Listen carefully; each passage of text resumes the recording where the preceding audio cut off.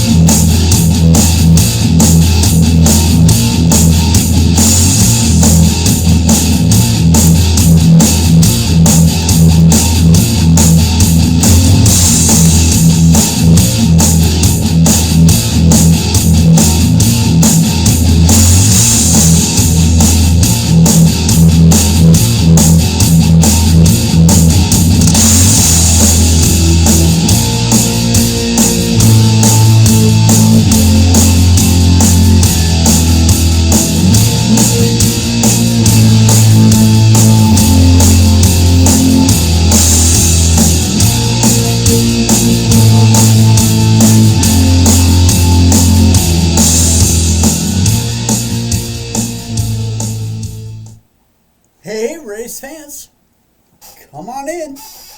Speedway Anywhere time, where checkered past is a good thing.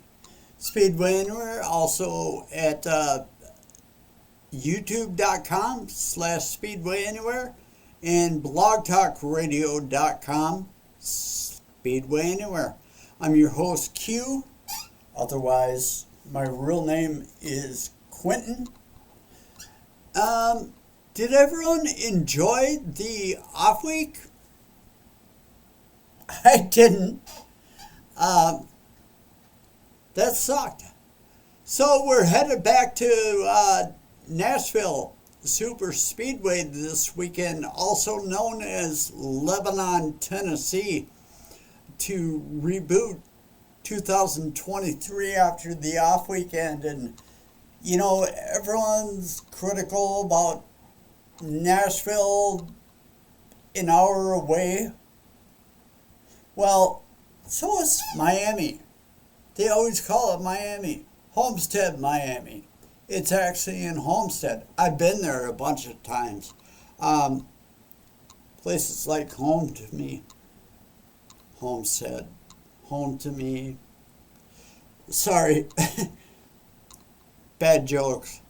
But before we get to that, there was a few races during the off time.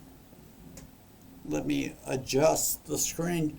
With IndyCar at Road America, Lake Elkhart, or Elkhart Lake, Wisconsin, on the big 4 mile.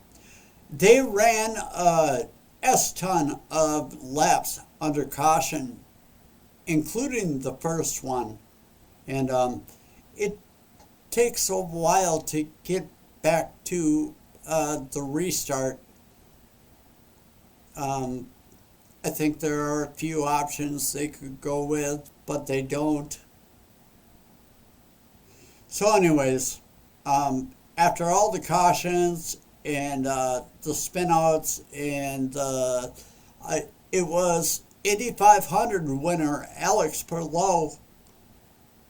He took the checkers, and I just said his name wrong.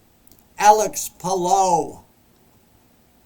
So, but hey, at least Road America, Wisconsin still has a big event after losing NASCAR to the upcoming Chicago street race.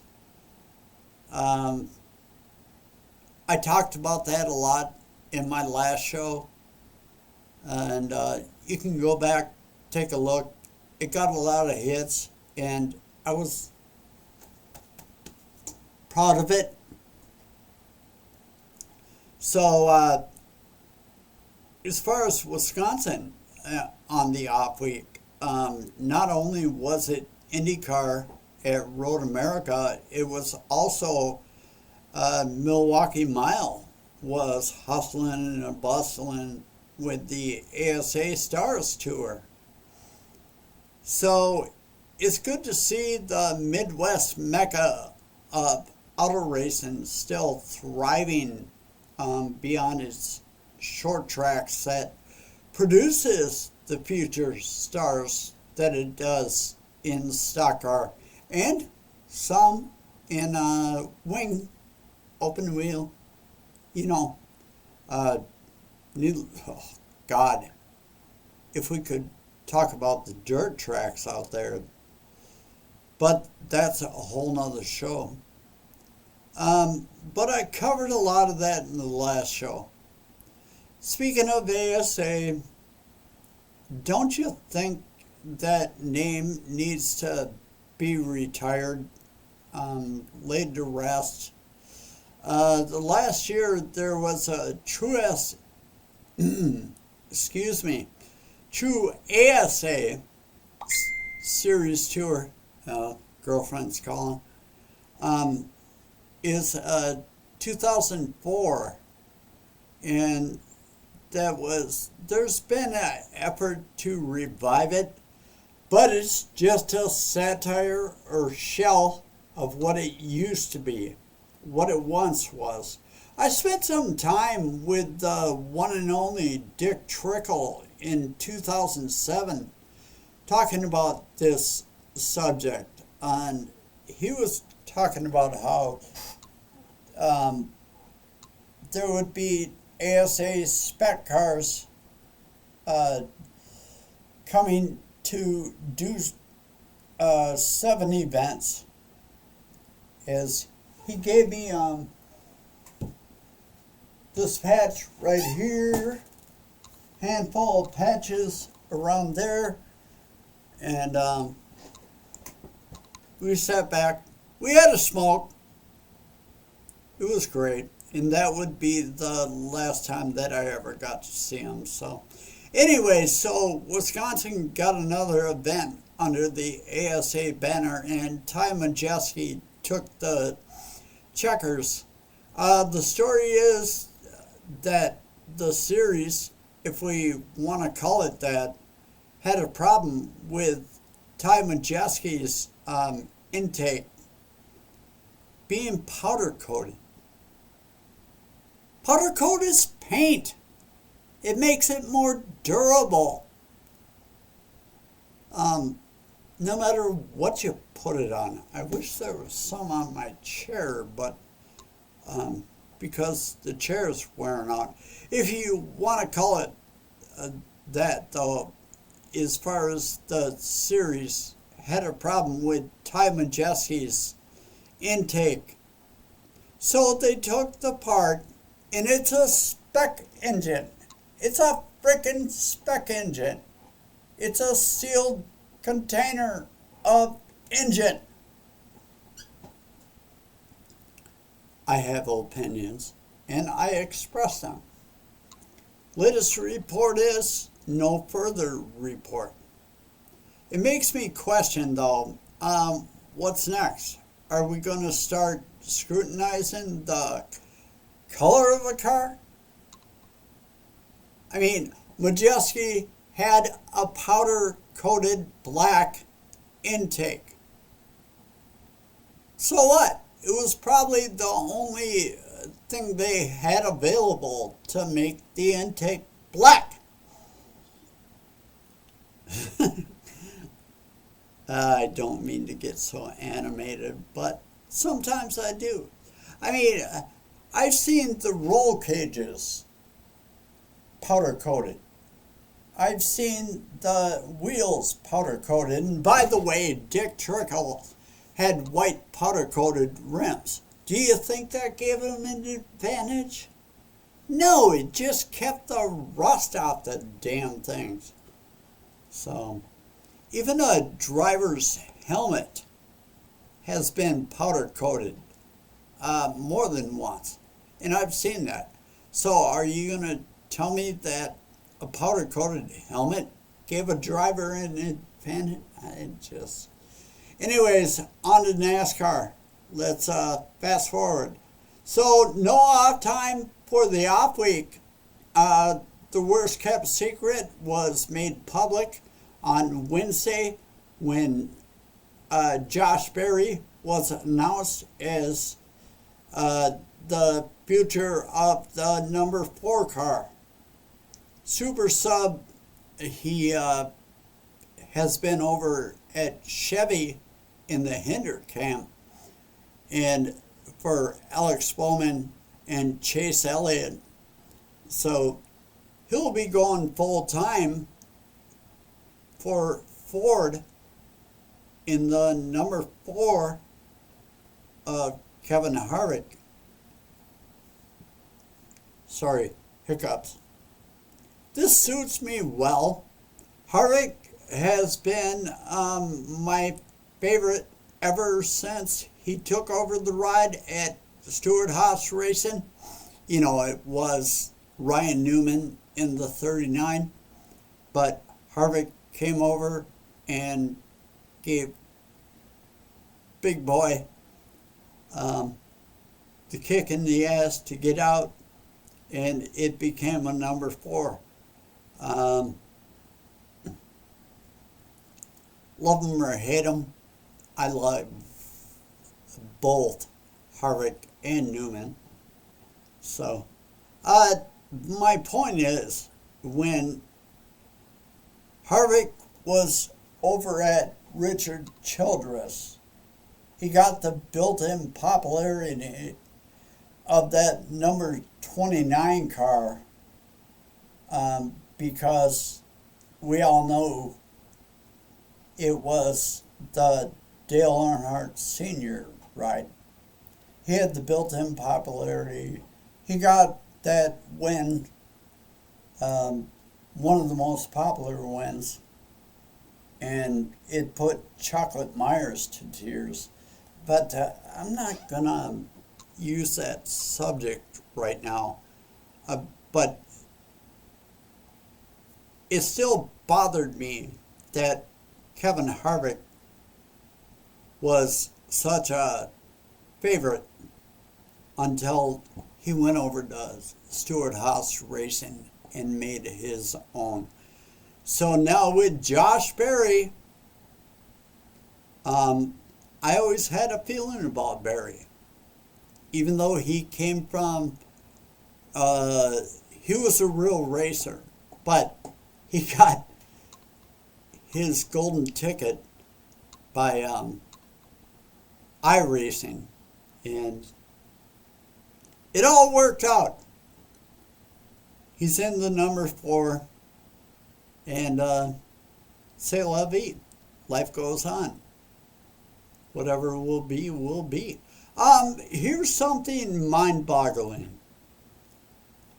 Joe Gibbs, JGR, is taking on an investor. And let's talk about this for a second. This is far from the first time this has happened. Petty Evernham, you know, when the whole Dodge thing was meeting its maker, or wrapping up, and then Roush Fenway Racing took on the Fenway guy, and there's been others. I mean, look at this. Multi-millionaire Michael Jordan, the 23 XI Denny Hamlin joint venture. But now Gibbs. Did I leave out the Roush Fenway? Who cares if I did? It has not been a success. But so Joe Gibbs is giving up some control of his company.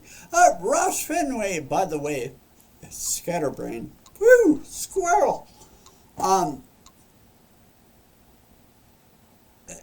Now, this begs to question whether or not Ty Gibbs is the heir apparent to Gibbs Racing. I don't know. Of the big companies, who's left? Hendrick? Throw me a bone here. Uh, so we'll see how that goes. I don't have the name of the investors, but 2024 should give us a few more answers. Um, On to the SRX Series. SRX Series is returning soon, Thursday, July 13th at Stafford. It's going to move to ESPN on Thursdays. We'll wait and see what happens, but it used to be on CBS every Saturday evening at 7 o'clock my time. Sometimes there was a pre-race show. Sometimes it would just cut to the green flag for the main event. So, not sure what's going to happen with that. And you can tell my throat's gone lame. But it's going to be 6 races again. It's starting a little later in the season than it has. Last year's champ, Marco Andretti, will be back. Paul Tracy, Ryan Hunter-Reay, Tony Kanaan, Joseph Newgarden, and that's the top of the list as far as open wheel wing Indy cars. Hailie Deegan is going to come in. I don't have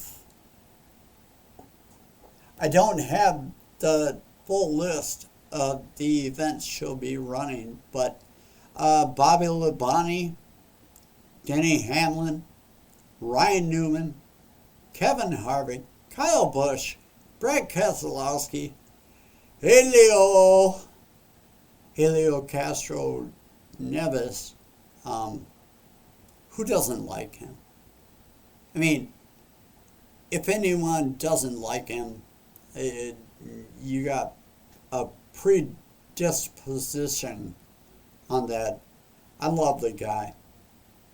So, Kenny Wallace, I have my own predisposition to not like him. And then, of course, Clint Bowyer coming down from the booth, gonna turn some laps. And then the boss, one of the originators, Tony Stewart, the SRX Series is coming back. So, I mean, I'm gonna give this ESPN thing a try, as long as they put the races on repeat late at night. But I like the master network of CBS, when you could be anywhere, anytime, with an antenna on your TV, like the one that's over my left shoulder, and catch the race, even if you're at a friend's house who slacked on his cable bill, you could still watch it. I'm going to leave it there for further judgment.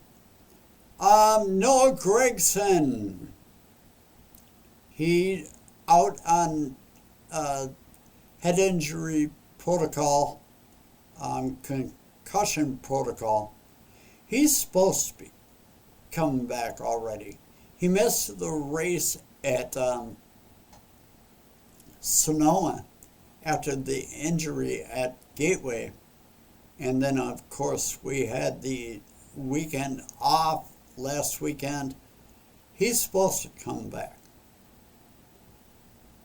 I'm sure there's still more to scrutinize on that. But the head injury thing. I mean, look at the fact that Kurt Busch, they keep saying he's going to make a cameo race or 2 or 3. He's not coming back after the concussion at Pocono. So, I don't know. This new car keeps haunting me. So let's get back together after Nashville Super Speedway. It's good to be back. It's good you came back. And I'm going to bump out. If you haven't already, please click that subscribe button. I mean, it supports the channel. It wakes up YouTube and says, hey, I'm not boring, or Quentin's not boring, or Speedway Anywhere is not boring. But it doesn't cost anything. It just lets YouTube know that you're here and you want to know when I'm going to be back. So hit the like button. It's right there on your screen. And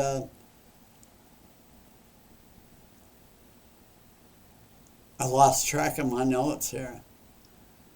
The channel's really grown recently, and I'm just gonna keep doing the damn thing if you're gonna keep doing it with me.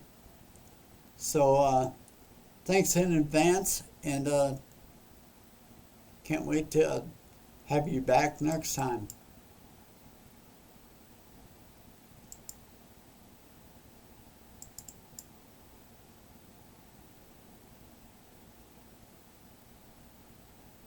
Speedway Anywhere on Blog Talk Radio /